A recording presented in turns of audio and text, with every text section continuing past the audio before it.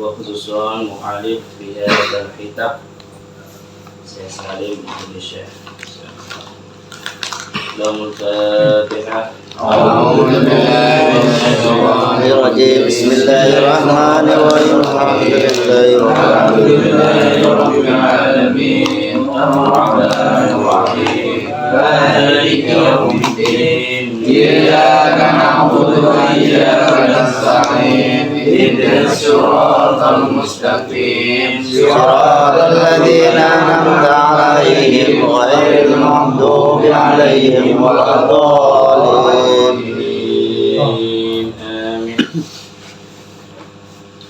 Qala al-mu'allif rahimahullah ta'ala wa nafa'ana bi ulumi fid dharain amin. Faslun utawi kila fasal asbabut tayammumi utawi pira-pira sebabe tayamum. Iku salah satun telu. Faqadul ma'i rupane kesepen banyu, wal marodu lan loro, wal ihtiyaju lan hajat ilahi maring banyu, li'atasi hayawanin krana ngelai hayawan, muhtaramin kang den muliaken. Ghairul muhtarami utawi liyane hayawan kang den muliake, iku sitatun 6. Tariku sholati sewiji wong kang tinggal salat. Wazani lan wong kang wazanil muksoni lan wong kang zina muson, wal murtadu lan wong kang murtad, wal kafiru lan wong kafir, al harbiyu kang bangsa musuh harbi, wal kalbu lan asu, al makuru kang galak, wal hinjiru lan celeng. Fasal asbabu tayamumi ini fasal menerangkan tentang sebab-sebabnya tayamum. Jadi di dalam agama Islam itu dalam waktu mendesak pun, dalam waktu kekurangan pun, dalam keadaan kekurangan itu tetap ada ilmunya. Contohnya kecil ini dalam bab bersuci, saking mendesaknya seumpama dalam keadaan kemarau, atau dalam suatu perjalanan, di situ sama sekali tidak ada air, ini tetap ada ilmunya. Itulah hebatnya agama Islam. Makanya bersyukur kita ya guna pengirani bisa dilahirkan yang dalam keadaan Islam, berarti ada hal yang harus disyukuri. Andaikan kita dilahirkan di Eropa juga tidak tahu tentang agama Islam. Ya, makanya satu hal yang sangat bersyukur kita dilahirkan di tengah-tengah agama Islam dan benar-benar mengenal yang namanya Allah Subhanahu wa Ta'ala. Agama warisan. Berarti orangku bertamu, ya. Orang itu bertamu terus tidak tahu ini rumahnya siapa. Ya. Terus bertamu rumahnya ini apa? Rumahnya siapa tidak tahu kan menghirangkan. Ya. Makanya kita hidup di bumi ini, andaikan tidak tahu siapa yang punya bumi ini, ya wassalam. Wassalam ya. Wis manggon ya. Wis manggon ning bumi ini Allah Subhanahu wa Ta'ala, ora roh sing nyiptakne. Sing setiap hari dikasih angin dengan gratis. Apa-apa dicukupi. Ya iya. Tuh, wis kebangetan mau kaya urip ning donya ora ngerti sing gawe wis cilokot menang ya. Maka itu marilah kita ingat ya bahwa kita itu di sini ibaratnya itu dibikin oleh Allah Subhanahu wa Ta'ala, berarti kita harus tahu siapa yang membuat kita. Paham komunis ya. Jadi kembali lagi ke ini sebabnya tayamum itu ada 3 hal. Ya. Yang pertama ialah faqdul ma'i, ya, kesepen air ini ialah kita kekurangan air atau tidak ada air sama sekali. Nah, ini yang namanya ibadah fardu itu tetap dilaksanakan. Jadi Kalau tidak ada air, itu bukan suatu alasan untuk kita tidak ibadah. Tidak sholat wajib, tidak sholat fardu, itu bukan suatu alasan. Sampai sedetailnya itu, ya ulama-ulama ya ini mengarang kitab tentang tayamum. Jadi apabila seumpama dalam keadaan kemarau, air tidak ada, nah, maka untuk pengganti wudhu kita melakukan yang namanya tayamum. Itu sebabnya. Yang pertama ialah tidak ada airnya, atau di rumah kerannya mati. Satu kampung kerannya mati, berarti nggak usah sholat ya salah. Wal maradu lan loro, sakit. Ya, jadi dalam keadaan sakit kita harus tetap melaksanakan bersuci. Nah, seumpama sakit yang gimana? Sakit yang sekiranya di situ terkena dengan air wudhu, itu akan menambah parahnya sakit. Otomatis kita harus menggunakan tayamum. Lebih-lebih di situ kalau sampai kena air mati. Nah, mau diprediksi dokter, tapi jangan terlalu ini ya dokter itu ya. Dokter yang pernah sakit ya. Nah, tuh. Jadi kalau sakit sekiranya sakit terkena air itu tambah parah, benar-benar tambah parah, maka di situ dalam keadaan darurat kita melaksanakan tayamum. Wal ihtiyaju ilahi li'aksi hayawanin muhtaramin. Nah, di sini ada air, ya dalam sekampung tersebut ada air, tapi air tersebut hanya cukup untuk buat minum para manusia dan para hewan yang muhtaramin. Muhtaramin itu ialah sesuatu hewan yang dimuliakan, contohnya sapi, kambing, ayam. Lah, itu kita gimana? Adanya seumpama beberapa ember, 10 ember, sementara di situ ternaknya banyak. Maka kita lebih melaksanakan tayamum dan air tersebut digunakan untuk hewan. Jadi dalam keadaan apapun kita tetap harus memuliakan yang namanya hewan. Ketimbang hewan tersebut mati ya. Ghairul mutarami sitatun. Nah, gimana yang tidak dimuliakan itu apa saja? Ya, walaupun di situ ada air, ya, di situ ada air. Terus ini ada 6 golongan ini, kita harus tetap melaksanakan tayamum. Walaupun dalam golongan 6 ini dalam keadaan haus. Ya. Yang pertama ialah tarikus sholati, orang yang meninggalkan sholat dengan sengaja. Dalam satu kampung tersebut ada 5 yang sholat, 10 yang tidak sholat. Air tersebut cukup untuk minum orang yang 10 tadi. Kita gimana? Harus tetap melaksanakan wudhu, karena 10 orang tersebut meninggalkan sholat dengan sengaja. Lamun dilihat-lihat, ya perbandingannya, orang yang meninggalkan sholat dengan sapi tersebut lebih dimuliakan mana? Lebih dimuliakan mana? Sapi. Nah, lebih dimuliakan sapi, lebih ditegakkan kambing, ayam daripada perbandingannya dengan orang yang tarkus sholat. Itu sangat berarti jelek-jelek banget ya. Orang yang nggak sholat ini, wah benar-benar wes. Nah, gimana loh Kang ya? Gimana kita hidup di dunia ya? Selama hidup di dunia itu paling enggak 60 tahun, 70 tahun. So, wis mati ya. Hanya satu yang menjadi kenangan tersebut. Yang paling penting itu apa? Sujud. Wes itu lianis gak enak. Ya. Lianis gak penting. Ya, yang lainnya itu tidak penting. Kenangan yang paling penting ialah sujud. Bahwa sujud wis bersyukur banget, bahwa sujudnya diterima, tapi mesti diterima. Ya. Orang walaupun di situ sah atau enggaknya dalam suatu ibadah, suatu sholat, pokoknya wis ditakdir nih dalam sujud, berarti itu mau wis bagus. Makanya jangan jangan was-was ya.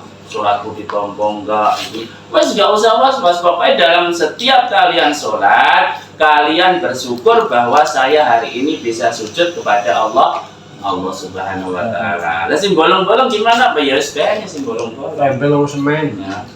Sing bolong-bolong ya.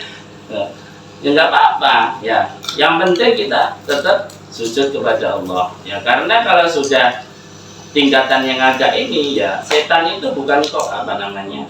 Bukan mengganggu kita kok, bukan kok jangan sholat, bukan.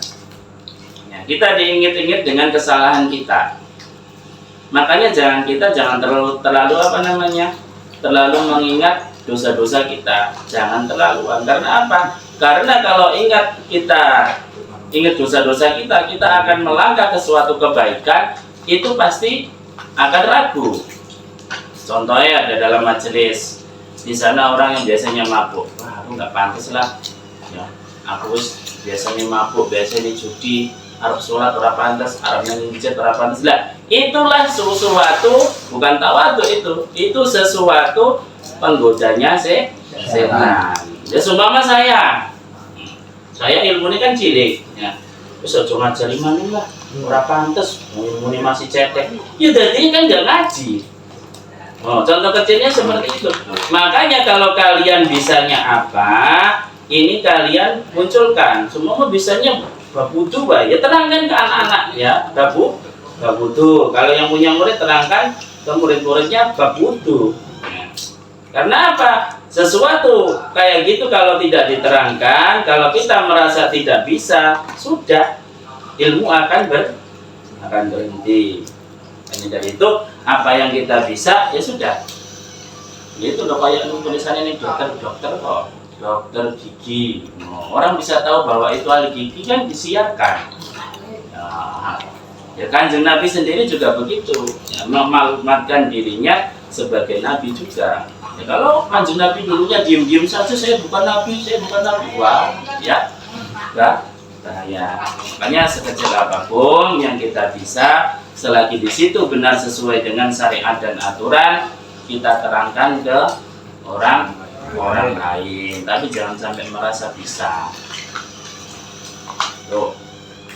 Jadi golongan yang pertama ialah tarkus sholati, orang yang tinggal sholat. Ya kan, wis di sholat fardu hari sholat sunnah sih kono-kono malah terlalu sering sholat sunnah, terlalu khusyuk, berbahaya juga. Mana terlalu khusyuk nang gak ilmu nih dari sombong. Sholat tahajud ambil dino, wah mustahajud terus iki wah deleng biasa dimabuk jadi menghina. Nah, yes. Butuh anak ilmu nih yang khusyuk iya, soleh iya, agak bahaya juga. Ya soleh ya tahajud ya orang kading. Seminggu pisah aja. Tuhanan ya orang kading. Ada Tuhanan aja setiap hari. Nah setiap hari bisa menata hati ya bagus. Nah, contohnya gimana? Kalau nggak bisa menata hati, waduh, aku Tuhanan tiap hari udah suki. Nah, padahal jadi nih sholat dukani bisa nyukin nih. Nah, hati-hati ya. Belum tahu orang sholat baik suki pirang-pirang. Suki pirang-pirang. Ya, itulah hebatnya pangeran itu. Padahal mau si Kristen kan, ya mau komunis. Etnis komunis kan enggak sama sekali enggak mengenal Tuhan, tapi suki. Serangan nasi gawe sopo, tapi disukin ini pengirannya kurang enak dia. Enak ini loh, lindungnya. Ini ibadah dewi itu maklumatkan bahwa diri kita itu hamba. Ya jangan sampai dengan di embel-embel yang lain. Aku sholat lah, amen. Aku suki, amen di mobil, amen. Ya, jangan seperti itu, jangan ada embel-embel seperti itu. Ntar kalau kalian sudah belajar tingkatan tasawuf, ya, yang namanya surga neraka itu hilang. Nah, hilang. Karena apa? Kita embel-embel, ya, sholat, terus di situ di hati kita terselip untuk mencari surga. Ya ini kan berbahaya. Nah, makanya untuk itu ya, karena ini kalian sudah di atas umur ya, nggak apa-apa dia ngomongkan. Tapi ngomongan seperti ini ke anak-anak juga tidak pas. Anak-anak itu harus ada di iming-iming surga. Karena kalau kita tata hati kita sendiri, jangan sampai ada iming-iming surga. Ya, karena apa? Karena ibadah kita itu nggak mampu kan untuk menuju ke situ. Tapi yakin, ya, yakin. Terus yakin kita masuk surga. Karena apa? Rasulullah sendiri sudah ngasih kuncinya. Kunci surga udah dikasih. Ya. Tidak pernah Allah Subhanahu Wa Taala ngasih kunci neraka. Itu banget kan yang mlebu ning neraka, kebangetan. Ya, kuncinya surga apa? La ilaha illallah Muhammad Rasulullah lah, itu kunci surga. Nah, kuncinya harus dikekno loh, kuncinya udah dikasih. Loh, kebangetan orang mlebu surga.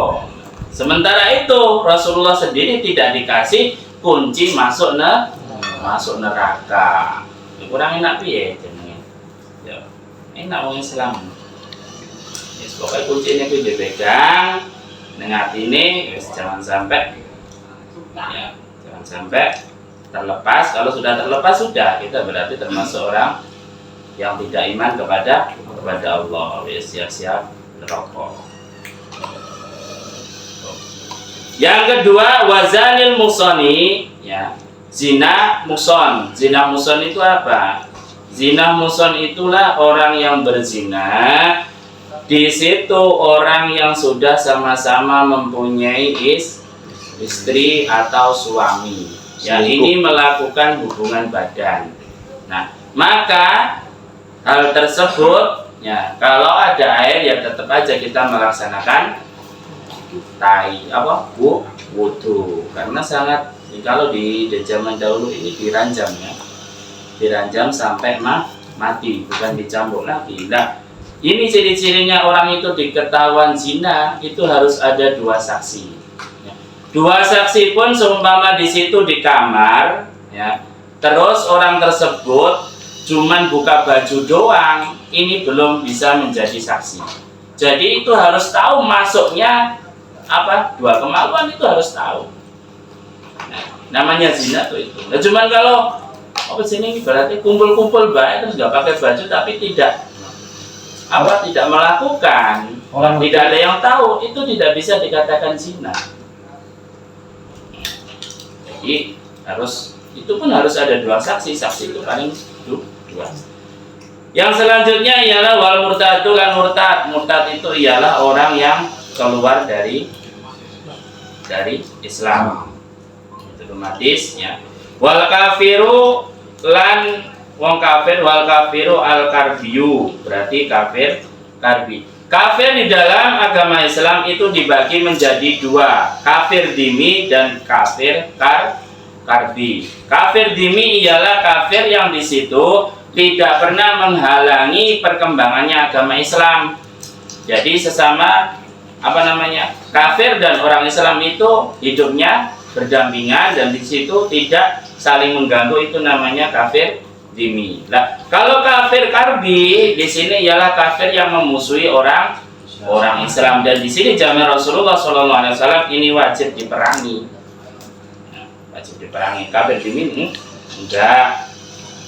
Wal kalbu lan asu al makuru kang galak. Nah, anjing ya atau asu kuwi pun ana syarate. Jadi asune kudu sing galak. Nek asune ora galak berarti tetap kita meminum masih minumnya. Makanya di sini ada syaratnya. Maka pada waktu ada suatu hadis di situ menerangkan ya bahwa ada seorang wanita itu berjalan-jalan, terus ada yang namanya anjing itu lagi kehausan, terus seorang wanita tersebut ngasih minum ya, tuh.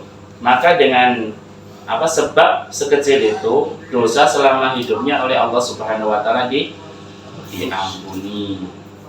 Jadi kita jangan sampai mengabaikan hal-hal yang kecil. Kebaikan sekecil apapun kita lakukan ya. Jangan yang ngambil yang gede aja, belum tentu yang gede itu menjadi sebab dihapusnya dosa kita. Contohnya apa? Yang ngasih makan, ya, sedekah.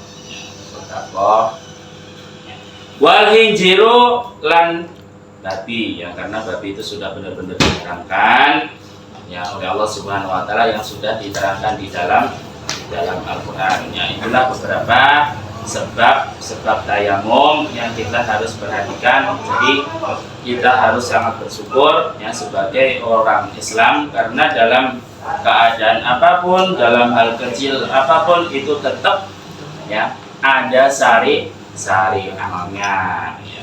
Itu ya bersyukur awal diri, bersyukur. Caranya bersyukur gimana? Kita masih dikasih kesehatan dan kita ibadah sebanyak-banyaknya. Jangan sampai ada rasa males. Pernah males enggak? Pernah. Ya, sering Pak. Itu sering. Kalau males itu biasa, sering. Males kawan ya. Jadi memang ketakwaan ya. Sudah jelas ketakwaan itu pasang surut ya. Pasang surut. Ketakwaan itu pasang surut. Jadi udah biasa, kadang kita rajin ya, memang setan ini seperti itu, rajin terus dirajin nih, terus sedikit dikurangi, lah ntar rajin lagi, dikurangi lagi, seperti itu ya. Tidak bisa kita itu setara terus, harus rajin terus, tidak bisa ya. Makanya ada suatu wali di situ ya, itu berdoa kepada Allah Subhanahu Wa Taala, jangan wali, doa aku mesti dikabuli ya. Itu dong ini raudhah dong. Ya Allah, jadikan saya itu orang yang nggak pernah maksiat selama hidup saya. Di pangerannya heran ya, padahal Allah Subhanahu Wa Taala itu mempunyai sifat apa?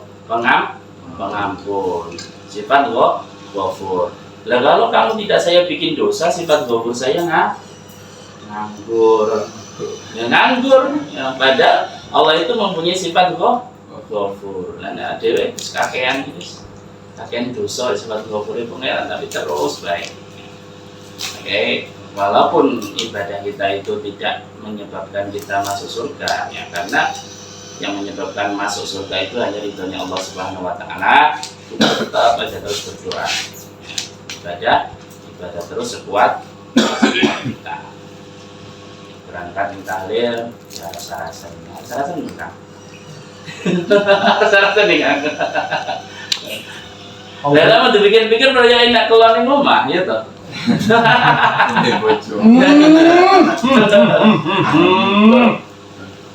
Iya, dipikir-pikir percaya enak keluar di rumah, ngopi. Ada anu Kang Dariman do catetane ta? Ana jadwale, jere ngomong ana catetan ngono. Oh iya ana. Dendam membara ya gua jujure jere kaya sumpuk kaya. Ada ngene lho. Sang lirik mana lirik nyong. Wis perbedaane ya. Jenenge ibadah itu memang abot, walaupun tanpa raga. Ya, walaupun tanpa biaya, tapi berat. Ya.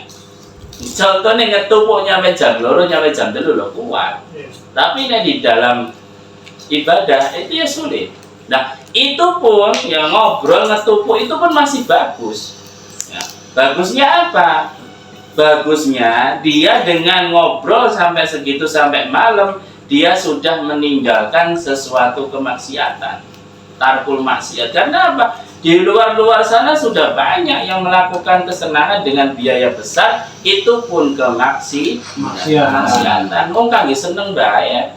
Anggo maksiat. Makanya kita sebarkan wis nongkrong di pinggir dalan, ngopi, ngomong alor ngidul wis apik, wis bagus ya. Mantap tarik Bali ya ta. Mantap Bali turu. Iku wis bagus, beneran wis bagus.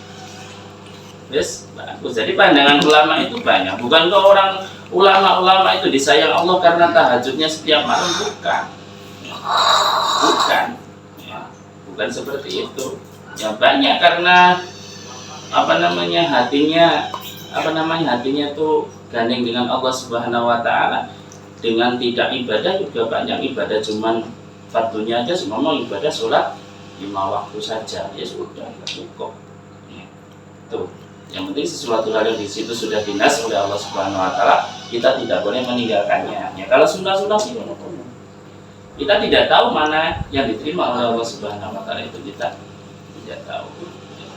Makanya, ya saya sering kayak gitu tuh waktu sekarang ini saya lagi kepikiran itu lafaz ini. Jadi la haula wala quwata illa billahil azim. Ari wis ngono Kang, wis. Jadi badan wis enggak ada apa-apanya sama sekali. Ya. Deleng wong wis ada sih paling lemah wis. Karena apa? Yang menggerakkan kita dari nafas, dari kita bangun, ya udah, karena Allah Subhanahu wa taala semuanya. Tidak ada. Makanya jangan sampai kita petentang-petenteng dengan apa yang kita ini semua badannya syukur, ngomongin ganteng, petentengan dah. Jangan sampai ya. Kayak beneran ya. Sholat aja kayak gitu. Sampai saya sholat itu nggak baca bacaan sholat loh. Ya. Contohnya nih subuh saya nggak ini ya, bukan subuh. Kadang itu keluar itu pada waktu maghrib. Ya, sholat maghrib. Ya Allah, ini kekuatan ini senggerani pengiran. Aku bisa sholat ini senggerani pengiran. Terus apa supaya ini pengiran tau wis. Ya. Aku kisah apa? Sholatnya apa nih ya? Tidak ada apa-apa. Yang menghidupkan saya bukan karena saya jantung saya kuat, badan saya kuat, bukan. Ya Allah, ternyata ya kita tuh nggak ada apa-apanya.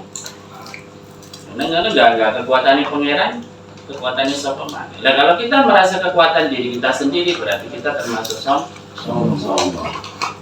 Makanya ya belajar itu, artinya itu ditoto. Ya. Tahu kita sing bener, nih nggak mau tahu kita itu salah. Ya.